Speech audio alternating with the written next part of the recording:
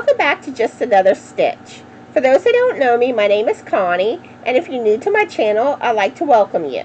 Well, today I'm going to show you how to do a jogless seam when you're knitting in the round doing color work.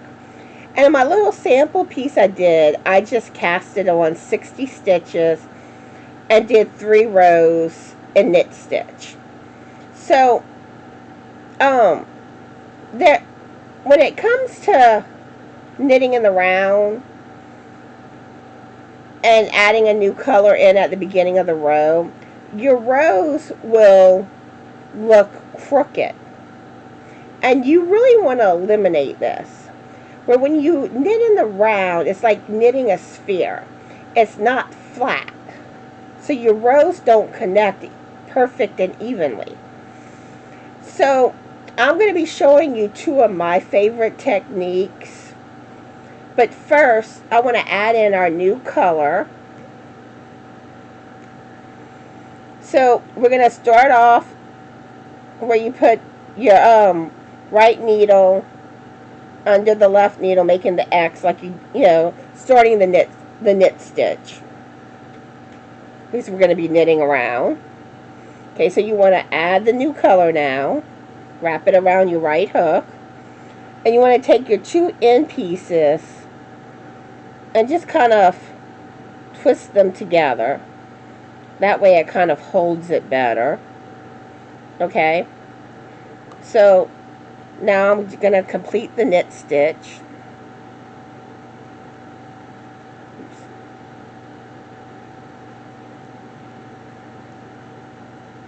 Okay, and I'm just going to keep knitting around, as you see, okay, with the new color. And what I want you to do is, when you get to the stitch marker, stop, and I'll meet you back there. So keep knitting all the way around until you reach the stitch marker, and then I'll tell you what will be happening next in this technique. Okay, so I want to show you what would happen if you kept going with, after the stitch marker, if you just kept doing the knit stitch. Okay, let me pull these tighter. Okay, so as you see how it doesn't line up. Let me show you. Because you have the blue and then you have the gray right next to it on the row. So it's not going to look right. So that's what you want to eliminate. Okay? So I'm going to go ahead and go back to where you need to be at. And then I'm going to show you what you need to do to prevent this from happening. Okay, so we're at the stitch marker and you want to slide that stitch marker. Okay, so if you're doing 3 or more rows with the new color, then this technique will work. And to me, this is the simplest way to prevent having the crooked rows with color work. But you have to be doing 3 or more rows with the same color. So I want to stress that point. That point. So if you're only doing 1 row in the new color or 2 rows, this method will not work. But all you would do is you would do a slip stitch like you would be purling the stitch, okay?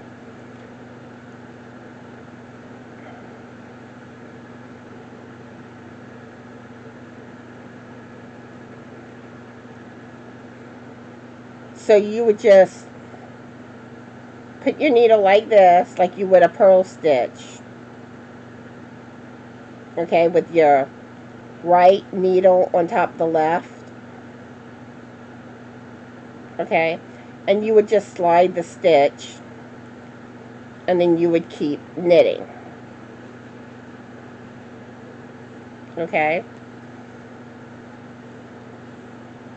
And you would just continue to knit. And even when you would get to the next row, all your stitches would be knit. You would only do this when you do the first stitch of the second row in the new color. Okay? And that will prevent that edge, that crookedness. Because as you see now, it lines up better. Okay? So I'm going to show you that again. Okay, so when you get to the start of the second row, you're going to slip the stitch purlwise. So you put your right needle on top of the left like this. Okay? And you just slide the stitch over. And then you would continue knitting. And everything else in the new color would be done this way. I mean, everything else in the new color, you would just keep on knitting. So that's the method you can use that I find is the simplest if you're doing 3 or more rows in a new color. And now I'm going to show you the method to use if you're only doing 1 or 2 rows with a new color. Or like sometimes when you're doing the graft color work, where that first stitch, if you have 3 or more rows where that first stitch is the same color for 3 or more rows, then you can use the method I just showed you. But if not, if it's 1 or 2 rows, then you would need to use the method that I'm about to show you. Okay? I hope all of this makes sense. Okay, so for this technique, okay, you're going to want to put your right needle in the blue stitch right here before you change colors. Okay? You see how there's a stitch around the gray? That's the stitch you're going to be putting your right needle through. Okay? So what you want to do is you put your needle through it, and you're picking up the right leg of the stitch. Okay? And you're going to put it on your left needle like this. Okay? And you want to knit these 2 stitches together.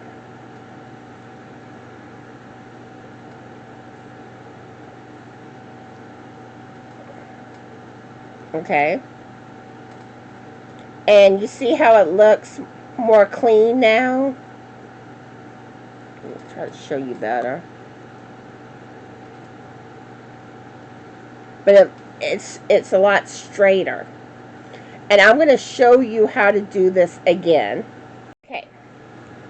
So like I said, you're going to be putting your right needle to catch the right leg of that blue stitch there. You see how I have it?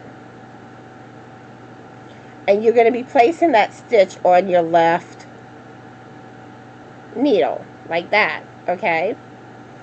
And you want to knit these 2 together